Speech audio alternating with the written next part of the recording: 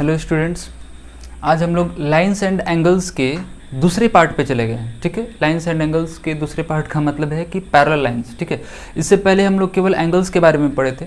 अब इसमें हमको पढ़ना है कि अगर दो पैरेलल लाइन है और उसको कोई एक ट्रांसवर्सल कट करता है, ठीक है, तो उसके कौन कौन से एंगल्स इक्वल होंगे और उनको रिलेशन में जो एंगल्स इक्वल होते हैं उनको नाम क्या दिया गया है। ठीक है, वो जानना बहुत ज़रूरी है, क्योंकि जहाँ पे भी लाइंस पैरेलल होंगे और एक ट्रांसवर्सल कट कर रहा होगा तो उस एंगल को हम क्या कहते हैं, अगर हमको मालूम है तो उसको हम यूज़ कर सकते हैं कि हाँ ये अल्टरनेट इंटीरियर एंगल है इसलिए ये इक्वल होगा, या फिर अल्टरनेट एक्सटीरियर एंगल है तो इसलिए ये इक्वल होगा। बार बार उस चीज़ को हमें प्रूफ करने की ज़रूरत नहीं पड़ेगी। ठीक है, तो ये एक्सरसाइज यानी कि पैरेलल लाइंस का, लाइंस एंड एंगल्स में ही एक पार्ट है हमारा पैरेलल लाइन। ठीक है, उसका पहला एक्सरसाइज है यानी कि 7C है आर्य सवाल की, और उसका ये पहला क्वेश्चन है। ठीक है, तो उसमें हम क्या है कि थ्योरी को हम कोशिश करेंगे, इस क्वेश्चन में कुछ थ्योरी को भी हम एक्सप्लेन कर दें और उसके साथ ही इस क्वेश्चन को हम बना देंगे, जिससे क्या होगा एक एग्जाम्पल की तरह हम इस चीज़ को समझ लेंगे। ठीक है, तो सबसे पहले हम समझते हैं ये पैरेलल लाइन, ये फिगर बना हुआ है, फिर भी हम एक फिगर बना के इसको हम समझाते हैं।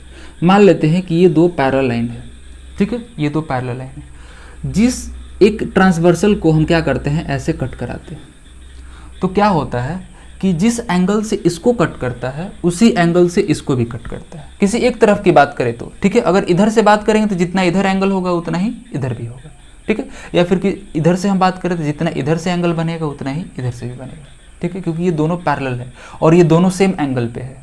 तो अगर ये ट्रांसवर्सल के लिए ये पैरेलल लाइन जितने एंगल पे होगा, इस ट्रांसवर्सल के लिए दूसरा इसका यानी कि जो ये पैरेलल लाइन है ये भी क्या होगा, उसी एंगल पे होगा। ठीक है, बस समझ आगे, यानी कि उस हिसाब से ये और ये एंगल हमारा क्या होता है, इक्वल हो जाता है। समझ। अब इसके बाद क्या है कि अब हमें समझना है कि कौन कौन से एंगल इक्वल होते हैं। तो इसका सबसे सिंपल सा तरीका है, याद करने के लिए भी काफ़ी अच्छा रहता है। हम क्या करेंगे कि इसको यहाँ से कट करके, ठीक है, यहाँ से इस लाइन को कट करके और इस चीज़ को पूरी तरीके से इसके ऊपर हम रख देंगे। ठीक है, यानी कि यहाँ पर जो इंटरसेक्शन है ना, ये इंटरसेक्शन इसके ऊपर ओवरलैप कर जाएगा और ये जो लाइन है पैरेलल लाइन इसके ऊपर ओवरलैप कर जाएगा। ठीक है, यानी कि पूरी तरीके से पैरेलल शिफ्ट करके इसके ऊपर हम रख देंगे। तो जो एंगल जिसके ऊपर आएगा वो उसका कॉरस्पॉन्डिंग कहलाएगा। ठीक है, यानी कि ये एंगल जो होगा इसके ऊपर आएगा, ये एंगल इसके ऊपर आएगा, ये जो एंगल है यानी कि ये एंगल जो है इसके ऊपर चला जाएगा और ये एंगल इसके ऊपर चला जाएगा। ठीक है, और पूरी तरीके से एक दूसरे को कवर करेगा। ठीक है, थोड़ा भी कम ज़्यादा नहीं होगा। ठीक है, अब इसमें क्या होता है कि अगर एक एंगल मैच कर जाता है तो बाकी सारा एंगल मैच कर जाएगा। ठीक है, तो अब हमको ये समझना है कि जब ये इसके ऊपर ओवरलैप हो रहा है यानी कि ये एंगल और ये एंगल आपस में बराबर होगा। ठीक है, उसी तरीके से ये इसके ऊपर ओवरलैप हो रहा है तो ये एंगल बराबर होगा। ठीक है, और ये एंगल इसके ऊपर ओवरलैप हो रहा है तो यानी कि ये एंगल और ये एंगल आपस में बराबर, ये एंगल और ये एंगल उसी तरीके से ये भी बराबर हो जाएगा। ठीक है, अब क्या है कि जो एंगल जिसके ऊपर कोइंसाइड करता है उसके लिए हम लोग वर्ड यूज करते हैं कॉरस्पॉन्डिंग एंगल्स। ठीक है, कॉरस्पॉन्डिंग एंगल्स, तो उस हिसाब से कॉरस्पॉन्डिंग एंगल्स कौन कौन कहलाएंगे और कॉरस्पॉन्डिंग एंगल्स इक्वल होंगे। ठीक है, तो कॉरस्पॉन्डिंग एंगल 1 और 5 कॉरस्पॉन्डिंग एंगल कहलाएंगे, एक दूसरे के ऊपर ओवरलैप करेंगे अगर इसको हम पूरी तरीके से उठा के रखते हैं। ठीक है, और एंगल 6 जो है 2 के कॉरस्पॉन्डिंग होगा। ठीक है, 3 जो होगा 7 के और 4 जो होगा 8 के कॉरस्पॉन्डिंग होगा और कॉरस्पॉन्डिंग एंगल्स इक्वल होंगे। ठीक है, अब समझते हैं हम लोग बात को। ये एंगल 1 जो है 5 के कॉरस्पॉन्डिंग एंगल्स है और इक्वल भी होगा। ठीक है, कॉरस्पॉन्डिंग एंगल्स इक्वल होंगे। अब क्या होता है कि ये जो 5 है 7 का वर्टिकली अपोजिट एंगल है, उस हिसाब से जो एंगल 5 है वो किसके बराबर हो गया, 7 के बराबर, और एंगल 1 किसके बराबर था, 5 के बराबर। उस हिसाब से हमारा angle 1 is equal to angle 7 हो जाएगा। ठीक है, तो ये जो होगा इसे हम लोग क्या बोलते हैं, एक्सटीरियर एंगल। ठीक है, यानी कि angle 1 is equal to angle 7 जो होगा इसे हम लोग बोलेंगे अल्टरनेट एक्सटीरियर एंगल। ठीक है, तो उसी तरीके से ये जो 2 है वो भी क्या होगा, 8 के बराबर होगा और इसके लिए भी हम क्या नाम देंगे, अल्टरनेट एक्सटीरियर एंगल। ठीक है, तो angle 2 is equal to angle 4, angle 1 is equal to angle 7, alternate exterior. क्यों एक्सटीरियर यूज कर रहे हैं कि लाइन की ये उस साइड है और ये लाइन के इस साइड है, इसलिए इसको वर्ड हम एक्सटीरियर यूज कर रहे हैं। ठीक है, और दूसरा आएगा अल्टरनेट इंटीरियर एंगल, यानी कि जो एंगल 5 है ना वो एंगल 3 के है। अब इसको भी प्रूफ हम कर सकते हैं, कैसे, एंगल 1 जो है एंगल 1 जो है 5 के बराबर है बाय कॉरस्पॉन्डिंग एंगल्स, और एंगल 1 जो है किसके बराबर है, 3 के बराबर है, वर्टिकली अपोजिट एंगल।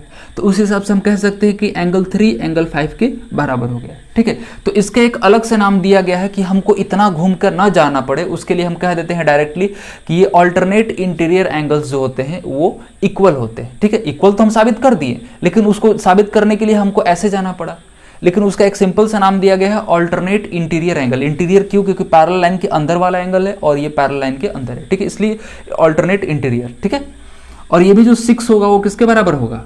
4 के बराबर होगा। तो इसमें क्या हो जा रहा है? कॉरस्पॉन्डिंग एंगल्स इक्वल होते हैं, ऑल्टरनेट एक्सटीरियर एंगल इक्वल होता है और ऑल्टरनेट इंटीरियर एंगल इक्वल होता है। केवल यही 3 होता है। ठीक है, उसके बाद बारी आता है कॉन्जिक्यूटिव एंगल्स का, यानी कि ये दोनों एंगल्स क्या कहलाते हैं? कॉन्जिक्यूटिव एंगल्स कहलाएंगे। ठीक है, और ये दोनों एंगल कॉन्जिक्यूटिव एंगल्स कहलाएंगे। अब इन दोनों का जो सम होता है वो क्या होता है? 180 डिग्री होता है। इसको वेरीफाई करना बहुत सिंपल है। कैसे? कि ये हमको मालूम है कि एक स्ट्रेट लाइन पे ठीक है, दोनों एंगल का सम, यानी कि ये स्ट्रेट लाइन है तो इस स्ट्रेट लाइन के इधर 2 ही एंगल बन रहा है और इन दोनों एंगल का सम कितना होता है? 180 डिग्री होता है। ठीक है, तो यानी कि angle 1 plus angle 4 is equal to 180 degree. तो क्या हम 1 जो है 5 के बराबर है? ठीक है, इसको हम लिखते हैं angle 1 plus angle 4 is equal to 180 degree by linear pair हम कह सकते हैं। और एंगल 1 जो है एंगल 5 के बराबर है, कैसे? कॉरस्पॉन्डिंग एंगल से। ठीक है, तो हम क्या कर सकते हैं? एंगल 1 की जगह पर एंगल 5 लिख सकते हैं। तो angle 5 plus angle 4 is equal to 180 degree. ठीक है, अब यहाँ ध्यान देना है कि ये जो कॉन्जिक्यूटिव एंगल्स होते हैं वो इक्वल नहीं होते हैं, उन दोनों का सम 180 डिग्री होता है। ठीक है, तो ये आगे हमको कैलकुलेशन करने में थोड़ा सा आसान कर सकता है। कैसे? कि अगर एक एंगल दिया हुआ है तो इससे हम क्या कर सकते हैं? इस वाले एंगल को हम फाइंड कर सकते हैं।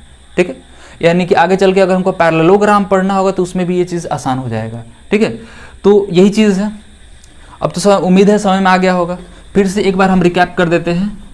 ऑल्टरनेट एक्सटीरियर एंगल, ठीक है, ऑल्टरनेट एक्सटीरियर एंगल्स कौन कौन होंगे? 2 और 4। ठीक है, सॉरी 2 और 8। Angle 2 is equal to angle 8 alternate exterior angle से डायरेक्टली, और ये दोनों इक्वल होंगे। ठीक है, और angle 1 is equal to angle 7। ठीक है, अब दूसरी बात करते हैं alternate interior angles. Alternate interior angles, तो ऑल्टरनेट इंटीरियर यानी कि 3 और 5 इक्वल होंगे आपस में, 4 और 6 इक्वल आपस में इक्वल होंगे। तो angle 3 is equal to angle 5 और angle 4 is equal to angle 6।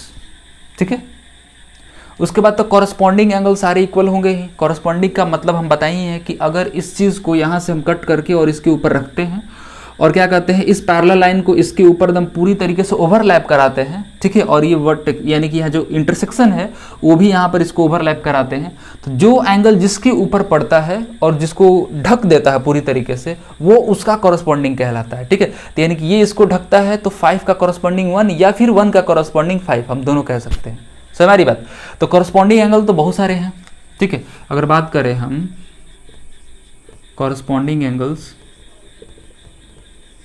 ठीक है, कॉरस्पॉन्डिंग एंगल्स किसी किसे हम लिख सकते हैं? Angle 1 is equal to angle 5, उसी तरीके से angle 2 is equal to angle 6, angle 3 is equal to angle 7 and angle 4 is equal to angle 8। ठीक है, तो ये कॉरस्पॉन्डिंग एंगल्स हो गए, यानी कि जो एंगल जिसके ऊपर ओवरलैप करेगा। ठीक है, और कॉन्जिक्यूटिव एंगल्स के बारे में हम बता ही दिए, केवल 2 ही पेयर है। ठीक है, इसका सम क्या होगा? 180 डिग्री होगा और 3 और एंगल 6 का भी सम 180 डिग्री।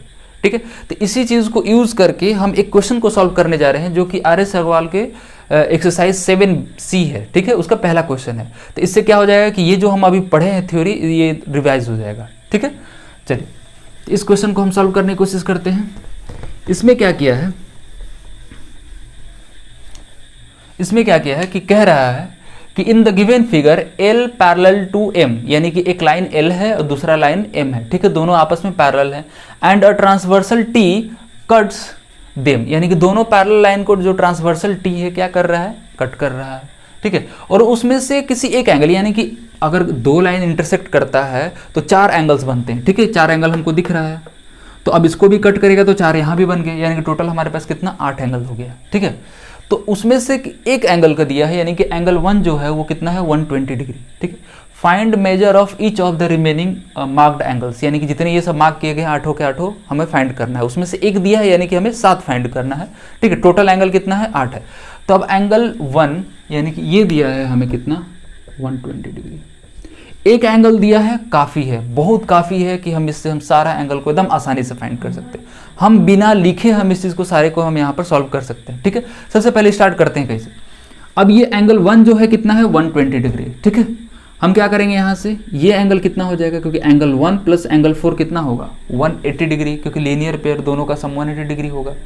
तो उस हिसाब से 180 माइनस 20 हम करेंगे तो हमें कितना मिलेगा 60 डिग्री, ठीक है। उसके बाद काम खत्म, अब कुछ करने की जरूरत नहीं है हमें। अब क्यों, क्योंकि ये जो है इसका वर्टिकली अपोजिट एंगल है, तो एंगल 3 जो हो गया कितना 120 डिग्री, ठीक है। और एंगल जो 4 है किसके बराबर 2 के वर्टिकली अपोजिट एंगल हो जाएगा, ठीक है। 2 के वर्टिकली अपोजिट एंगल हो जाएगा तो ये कितना हो गया 60 डिग्री हो गया, ठीक है। उसके बाद क्या, सब कुछ आसान हो गया, ठीक है। हम क्या करेंगे, एंगल 1 और एंगल 5 क्या है, कॉरस्पॉन्डिंग एंगल्स है, तो 5 भी क्या होगा 120 डिग्री हो गया। ये भी हमारा कितना हो गया 120 डिग्री, ठीक है। और ये 4 जो है 8 के कॉरस्पॉन्डिंग एंगल्स हुआ, तो ये कितना हो गया, ये भी 60 डिग्री। और ये इसके वर्टिकली करें या फिर इसके हम कॉरस्पॉन्डिंग करते हैं, किधर से भी जा सकते हैं। या फिर हम क्या कर सकते हैं, इसके हम क्या करें ऑल्टरनेट एक्सटीरियर लेते हैं, हम किसी तरीके से लेंगे, मेरे एंगल में कोई बदलाव नहीं आएगा। देखो हम अगर इस आप वर्टिकली अपोजिट से लेते हैं तो ये 120 है तो ये भी 120 होगा, ठीक है। लेकिन यहाँ पर अगर हम ऑल्टरनेट एक्सटीरियर एंगल लगाते हैं तो 7 का ऑल्टरनेट एक्सटीरियर एंगल कौन है, एंगल 1 है, ठीक है। तो ये भी 120 ही हो रहा है, ठीक है। अगर कॉरस्पॉन्डिंग एंगल लगाते हैं तो इसका कॉरस्पॉन्डिंग एंगल कौन है, ये एंगल 3 है कॉरस्पॉन्डिंग, उस हिसाब से भी एंगल 120 ही आ रहा है, ठीक है। यानी किसी भी तरीके से निकालेंगे तो एंगल में कोई चेंज नहीं आने वाला है, हमेशा सेम ही एंगल आएगा, ठीक है। तो उम्मीद है ये चीज़ समझ में आ गया होगा, ठीक है। तो ये भी हमारा कितना हो जाएगा 120 डिग्री हो जाएगा और ये हमारा 60 डिग्री हो जाएगा, ठीक है। तो इस एग्जाम्पल को हमको लगता है कि देख के समझ में आ गया होगा कि जो हम चारों चीज़ बताए थे कौन कौन से एंगल इक्वल होते हैं, ठीक है। और इसका क्या क्या मतलब कुछ एंगल्स के प्रॉपर्टी क्या है, यानी कि कौन से 2 एंगल को सम करेंगे हम तो 180 डिग्री होगा, वो कॉन्जिक्यूटिव एंगल्स होगा, कौन कौन एंगल इक्वल होंगे, तो वो सारा बताए हैं। और इस एग्जाम्पल से उम्मीद है समझ में आ गया होगा, ठीक है। तो इसको हम आसानी से सबको हम क्या कर सकते हैं, लिख के बता सकते हैं, ठीक है, एक एक करके। तो लेकिन अब इससे क्या है, फिगर में हमको पूरी तरीके से अच्छे से दिख रहा है, लिखने का चीज़ हम आराम से लिख सकते हैं, ठीक है। वो भी हम करके दिखा देते हैं। जैसे क्या है, मेरे पास गिवन है, पहले हम इस चीज़ को लिख लेंगे, given angle 1 is equal to 120 degree, ठीक है। इसका काम हो गया। अब ये चीज़ दिया हुआ, अब इससे हम आगे बढ़ते हैं तो हम ये लिख सकते हैं कि angle 1 plus angle 4 is equal to 180 degree by linear pair, ठीक है, लीनियर पेयर, ठीक है। तो अब इन दोनों को अगर हम ऐड करते हैं 180 डिग्री के बराबर होता है, तो एंगल 1 हमें 120 मालूम है, ठीक है। अब plus angle 4 is equal to 180, तो angle 4 is equal to 180 minus 120 यानी कि 60 डिग्री हमें मिल गया, ठीक है। बस एक्चुअल में क्या है, कैलकुलेट करके यही एंगल हमें फाइंड करना था और इसके आगे कैलकुलेट करने की हमें कोई ज़रूरत भी नहीं है, ठीक है। अब हम फटाफट लिखते चले जाएंगे। जो एंगल 4 है किसके बराबर है, 8 के बराबर है, ठीक है। और 8 जो है किसके बराबर है, 6 के बराबर। लगातार ये हम मतलब जिस तरीके से होता चला जाएगा उस तरीके से हम लिखते चले, ठीक है। तो अब हम लिख सकते हैं यहाँ पे एंगल जो 4 है वो किसके बराबर है, एंगल 2 के। कैसे, वर्टिकली अपोजिट एंगल्स, ठीक है। वर्टिकली अपोजिट एंगल्स है और वर्टिकली अपोजिट एंगल्स क्या होते हैं, आपस में इक्वल होते हैं। तो एंगल जो 2 है वो 4 के बराबर है, तो 4 कितना है 60 डिग्री, तो एंगल 2 कितना मिल गया हमें 60 डिग्री मिल गया। उसी हिसाब से हम क्या लिख सकते हैं, angle 3 is equal to angle 1, ठीक है। Angle 3 is equal to angle 1, ये भी कैसे होगा, वर्टिकली अपोजिट एंगल, ठीक है, वर्टिकली अपोजिट एंगल्स। तो यहाँ भी हम लिख सकते हैं angle 3 is equal to 120 degree, ठीक है। तो सिमिलरली हम सारे एंगल को ऐसे ही फाइंड कर सकते हैं, ठीक है। आगे भी हम लिख देते हैं, यानी कि 1 गिवन था, हमने 2 फाइंड कर लिया, ठीक है, 3 भी हो गया और हमने यहाँ पर 4 भी फाइंड कर लिया है। अब बाकी को हम लिख सकते हैं यहाँ पर एंगल 4 इज सॉरी यहाँ पर हम 5 लिखते हैं, ठीक है। Angle 5 is equal to angle 4, लगातार हम सबको लिख देते हैं। एंगल 8, तो यहाँ पर ये हो जाएगा एंगल 5 इज इक्वल टू 5 नहीं, एंगल 5 जो होगा एंगल 1 के बराबर होगा, ठीक है, कॉरस्पॉन्डिंग है 5 और 1 कॉरस्पॉन्डिंग एंगल। तो angle 5 is equal to angle 1, ठीक है। तो ये कितना आ गया, वो एंगल 1 कितना है 120 डिग्री है, तो एंगल 5 भी है 120 डिग्री हो जाएगा। ठीक है। एंगल 8 जो है किसके कॉरस्पॉन्डिंग एंगल है, एंगल 4 के, और एंगल 4 कितना है 60 डिग्री है, तो एंगल 8 भी हमें कितना मिल गया 60 डिग्री मिल गया। उसी हिसाब से जो एंगल 7 है, ठीक है, किसका कॉरस्पॉन्डिंग है, एंगल 3 का, एंगल 3 का, और एंगल 3 कितना है 120 डिग्री। ठीक है। और एंगल 6 का हम लिख देते हैं, एंगल 6 जो है किसके कॉरस्पॉन्डिंग है, एंगल 2 का, और एंगल 2 कितना है 60 डिग्री है। सारे के सारे कैसे हुए इक्वल, कॉरस्पॉन्डिंग एंगल से, कॉरस्पॉन्डिंग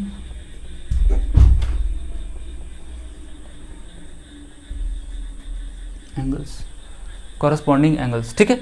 तो मैंने सारे को कॉरस्पॉन्डिंग एंगल्स इसलिए इक्वल किया कि हमको बार बार लिखने की जरूरत ना पड़े कि कैसे कैसे इक्वल हुआ है। ठीक है। तो ये सब का सब ये यहाँ पर हम चार फाइंड कर लिए, बाकी जो 3 यहाँ पर फाइंड कर लिए। ठीक है। एक पहले से गिवन हुआ था, टोटल हमारा 8 हो गया। तो सारा एंगल मिल गया और काफ़ी बहुत आसान है, इसको इतना लंबा कभी सॉल्व करने की हमें ज़रूरत भी नहीं पड़ेगी। ठीक है। हम देखते देखते इस तरह के क्वेश्चन को हम सॉल्व कर देंगे। ठीक है।